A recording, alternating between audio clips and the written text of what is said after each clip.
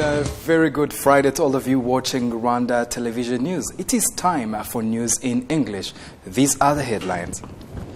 First Lady Jeannette Kagame on Thursday evening received a humanitarian award in Boston, USA for improving the lives of most vulnerable people. The Ministry of Gender and Family Promotion has raised their hand to castigate parents who don't take care of their children. The land that Tanzania gave to Rwanda in Isaka has been slowly claimed by Tanzanian local residents. Elsewhere, Tsai Ing-wen has been sworn in as the new president of Taiwan, becoming the country's first female leader. Taiwan.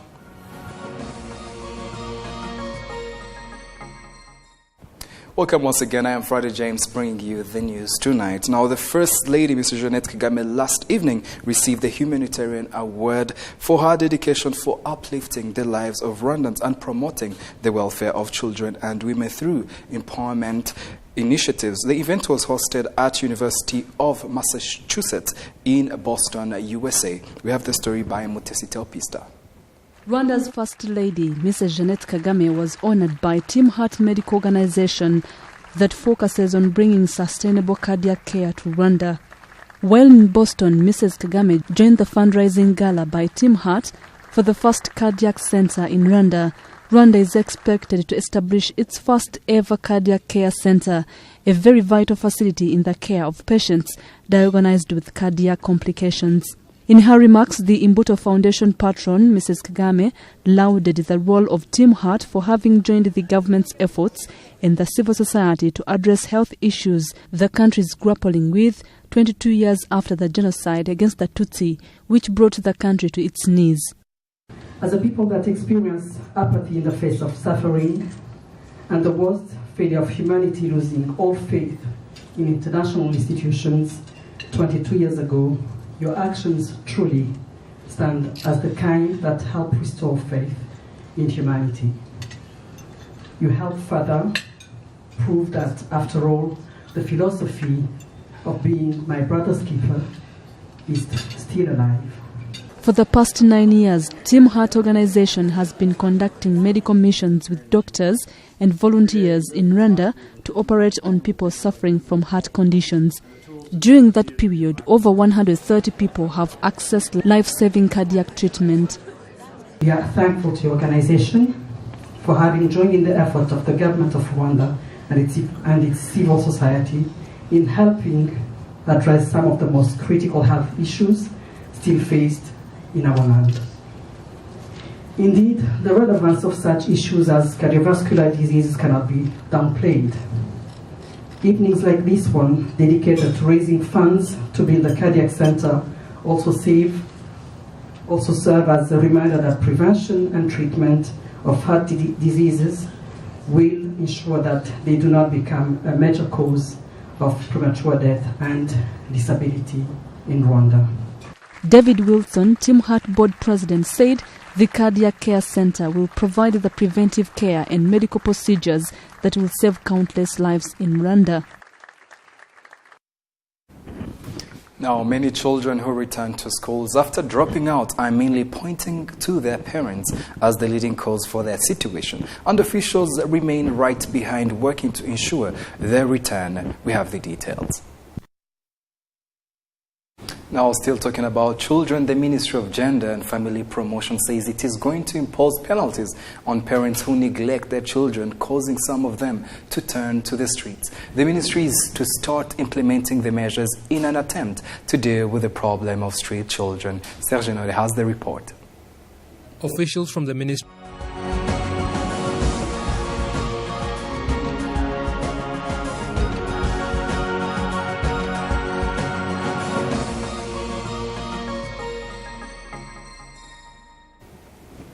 In business matters now, the land Rwanda received from Tanzania to use for commercial purposes has reportedly been overtaken by squatters as Rwanda readies herself to enter partnership to build a railway joining Tanzania and Rwanda. Now, this emerged during the first ever Tanzania-Rwanda Trade Forum that brought together private sector members of both countries to discuss the challenges and examine possible solutions.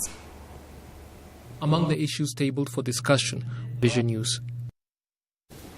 Now, Rwandan textile manufacturers say that although progress has been made in this sector, it needs a boost because there are challenges, some related to the fact that Rwandans have not yet embraced the culture of consuming locally made products. Deficit and to promote locally manufactured goods. Now, Rwandan youth engaged in ICT startup companies say many failed to get off the ground due to poor feasibility studies and expectations of quick profits. There are others, however, who say they are profiting from their startups. Serge Noy has the report. The fact.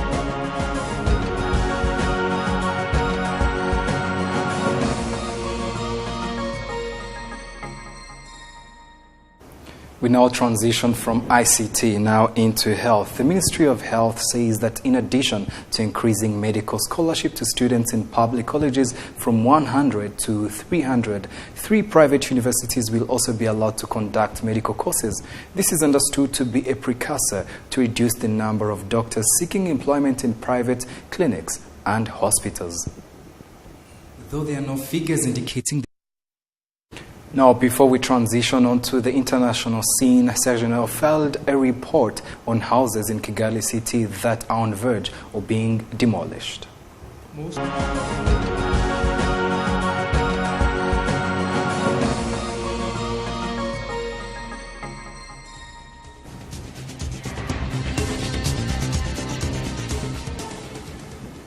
Welcome back, and of course, if you just joined us, you are watching RTV News in English. Now we transition off onto the international scene, but we start off in South Africa, where now power cuts are common in the country, and to solve the shortage, the government is building more power stations.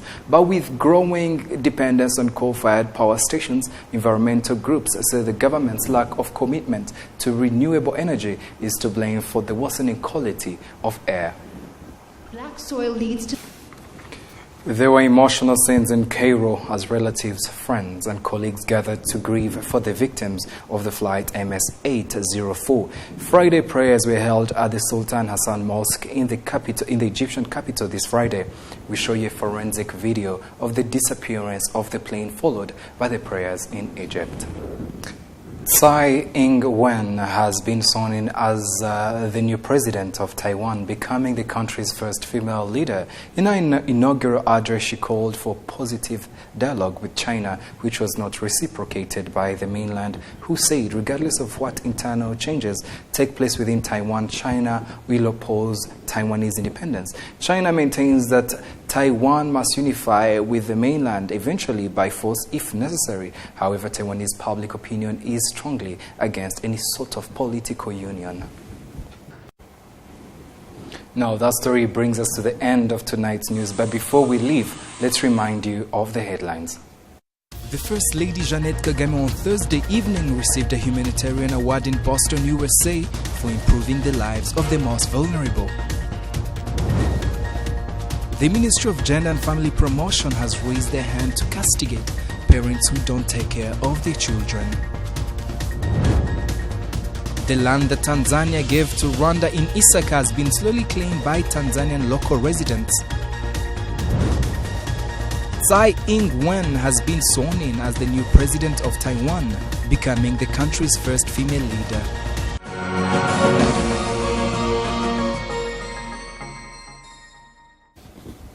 Thank you for staying tuned for the news tonight. Have yourselves a lovely Friday and also a very good weekend. Good night.